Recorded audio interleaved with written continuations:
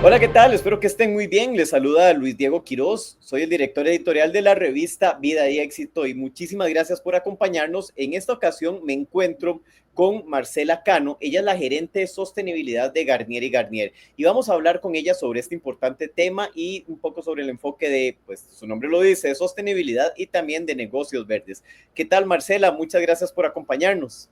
Muchas gracias a ustedes por invitarnos a conversar de este tema que a nosotros en Garnier nos apasiona. Muchísimas gracias. Marcela, la primera pregunta es, ¿cuál ha sido el motor principal detrás del compromiso de Garnier con el desarrollo sostenible en Costa Rica y cómo se traduce esto en acciones concretas dentro del país? Bueno, nosotros en Garnier tenemos ya cerca de entre 10 y 15 años de estar trabajando en temas de sostenibilidad y estando incorporándola en nuestro giro de negocio. Obviamente ese modelo ha ido evolucionando con el tiempo, un modelo mucho más estratégico y mucho más alineado con las prioridades que tiene nuestro negocio y así es como recientemente o el año pasado lanzamos la nueva estrategia de sostenibilidad que tiene 4 pilares principales. El primero es regeneración ambiental y aquí es porque entendemos que están concentrados nuestros principales impactos, ¿verdad? El desarrollo inmobiliario tiene un impacto importante en el ambiente y por eso es una de las áreas más importantes que forman parte de nuestra estrategia. Aquí están todos los temas relacionados a reducción de emisiones, a protección de la biodiversidad y a reducción de los residuos en construcción. Y entonces aquí tenemos una serie de indicadores que vamos a ir cumpliendo en nuestros proyectos para ir teniendo cada vez menos emisiones, teniendo estrategias y certificación de nuestros proyectos para que sean que alcancemos un porcentaje de desvío de nuestros desechos en la construcción cerca de entre el 80 y el 90%, y cada uno de nuestros proyectos tiene una estrategia de biodiversidad que permite obviamente proteger como todo ese entorno natural que nos encontramos en cada uno de los proyectos donde hacemos nuestros desarrollos o las comunidades donde hacemos nuestro desarrollo.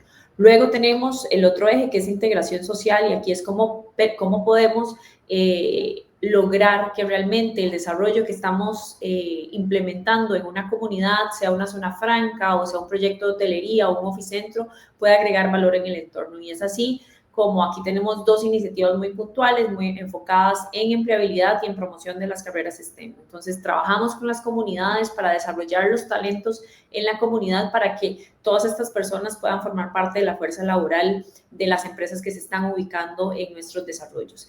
Luego tenemos el eje de bienestar y aquí trabajamos todo el tema interno que tiene que ver con cómo garantizamos que todo nuestro talento siga con nosotros y cómo ofrecemos una serie de beneficios para que nuestro talento siga dando el resultado que nosotros queremos y nos permita estar en el lugar en el que estamos hoy, pero también todo el tema de bienestar relacionado a nuestros desarrollos, todas estas iniciativas que podemos hacer para que las personas usuarias de nuestros desarrollos puedan ser mucho más productivos. Y aquí están diferentes temas como por ejemplo biofilias, cómo podemos incorporar la naturaleza en nuestros desarrollos para que las personas puedan sentir más bienestar estando dentro de ellos, y también todo el tema de movilidad sostenible, porque sabemos que aquí este también es otro de nuestros principales impactos. Nuestros desarrollos son de gran magnitud y cada vez que llegamos con estos proyectos de gran magnitud a alguna comunidad, obviamente generan un estrés en la movilidad de las personas. Entonces, ¿cómo desarrollamos planes e iniciativas para que ese impacto sea cada vez menor?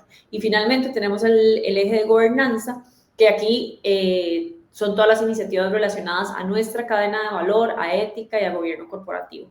Para nosotros la cadena de valor es muy importante para una empresa que tiene un modelo de negocio como el nuestro, porque son nuestros proveedores los que ejecutan los proyectos en el campo, y si no los tenemos alineados, todo esto que les mencioné anteriormente no es posible llevarlo a cabo. Entonces aquí trabajamos muy de la mano con ellos y recientemente acabamos de hacer una evaluación de nuestros proveedores más importantes para identificar cuáles son esas áreas de oportunidad, cuál es esa brecha que existe en términos de sostenibilidad de nuestros proveedores para que justamente podamos trabajar junto con ellos a cerrar esas brechas y poder alcanzar los objetivos que nos hemos planteado en nuestra estrategia.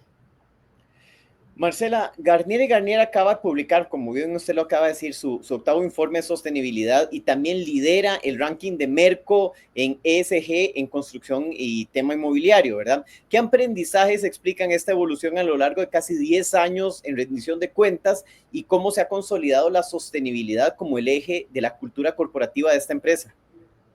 Bueno, como te decía anteriormente, ¿verdad? Garnier tiene cerca de 15 años de estar trabajando en sostenibilidad y por consiguiente hemos fortalecido mucho en la organización esta cultura, no solamente de que tengamos el tema de la sostenibilidad integrado en nuestro ADN, sino también hemos consolidado una cultura de reporte.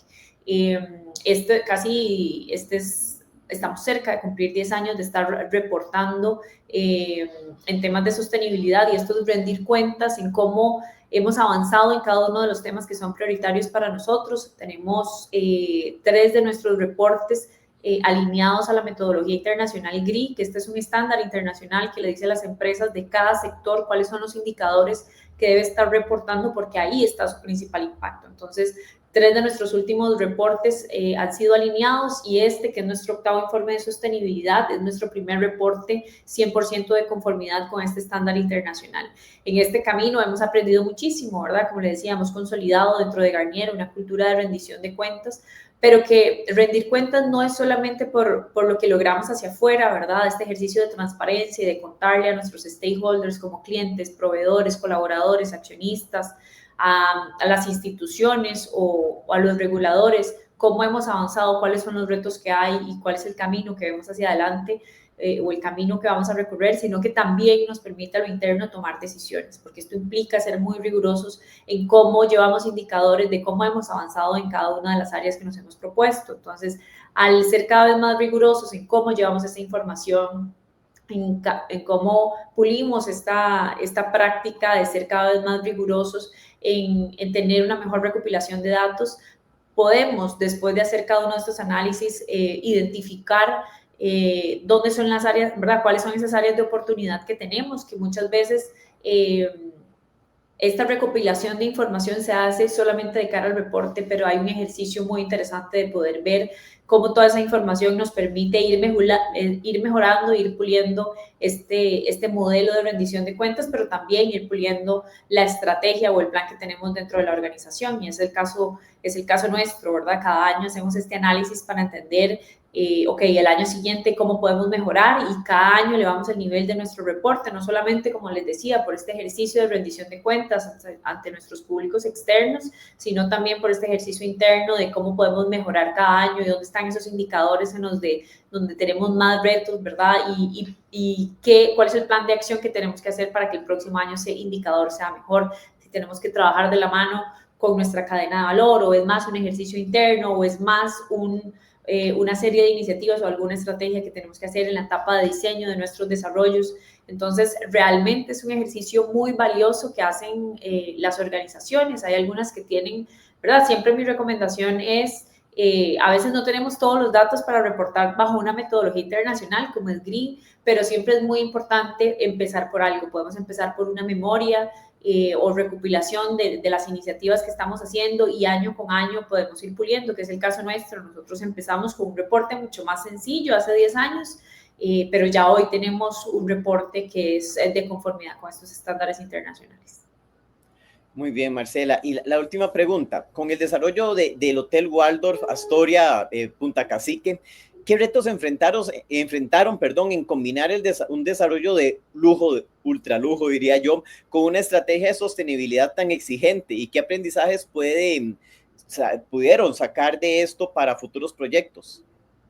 Bueno, desarrollar un proyecto hotelero como lo es Waldorf, como usted decía, un proyecto de lujo en una zona como Guanacaste, que tenía o que tiene características importantísimas en términos de naturaleza y de biodiversidad. Sabíamos que iba a representar un reto importante y que íbamos a tener que superarlos. Y una de nuestras primeras, y que esto es un modelo que repetimos en cada una de las zonas donde hacemos nuestros desarrollos, ¿verdad? No es diferencia por el tipo de proyecto que íbamos a hacer y por la zona en la que íbamos a desarrollar. Sabíamos que íbamos a presentar algunas realidades distintas, pero es el modelo que utilizamos cada vez que hacemos un proyecto nuevo. Y lo que hacemos cada vez que llegamos, lo primero que hacemos es escuchar y entender el entorno, escuchar a las comunidades y entender cuál es ¿verdad? ¿Cuáles son esas características que tiene la zona en términos sociales, ambientales y económicos? Pero también hacer un análisis y entender cuáles son los impactos que iba a tener nuestro desarrollo en términos sociales, ambientales y económicos también. Pero escuchar a esas partes interesadas o esos stakeholders era también de mucha relevancia, porque esto nos permitió no solamente tener esta visión desde nuestra perspectiva, sino también tener una visión mucho más amplia desde la visión de todos estos actores que estaban alrededor del proyecto.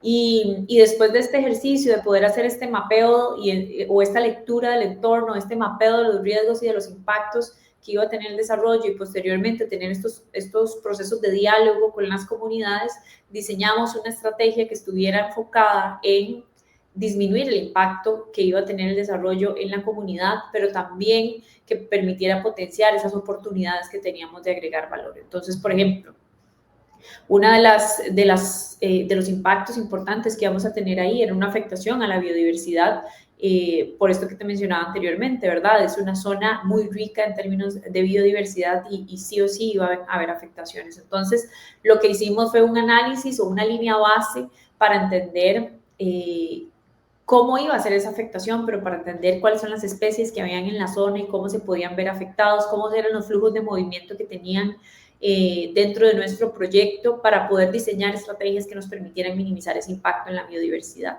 Y es así como el proyecto Waldorf Astoria es nuestro primer proyecto con una estrategia específicamente en biodiversidad que nos permitió disminuir significativamente la afectación que íbamos a tener en el entorno en términos de fauna. Colocamos alrededor del proyecto más de 15 pasos de fauna para garantizar la continuidad o el tránsito, el tráfico que tiene la fauna dentro de esta zona y garantizar que iba a seguir teniendo esa conectividad de esos corredores biológicos que teníamos en la zona, pero además alineado un poco a las oportunidades que encontramos de agregar valor en el entorno, nos dimos cuenta, por ejemplo, que un ecosistema que desde hace muchos años se viene degradando o es el más degradado en la zona, es el de los corales, por diferentes razones, por malos manejos ambientales que se han hecho en la provincia de algunos temas en particular. Los corales, el ecosistema coralino es uno de los más afectados y degradados en la zona. Entonces, aquí unimos esfuerzos con la Universidad de Costa Rica, específicamente con el CIMAR y luego con una organización comunal que fue parte de las organizaciones que escuchamos en este proceso previo y empezamos a trabajar este proyecto de restauración de arrecifes de coral. Al día de hoy hemos sembrado más de 6.000 fragmentos de coral en la zona que siguen creciendo y que permiten que además actividades económicas como la pesca, que es una de las principales que se da en la zona, puedan seguirse dando.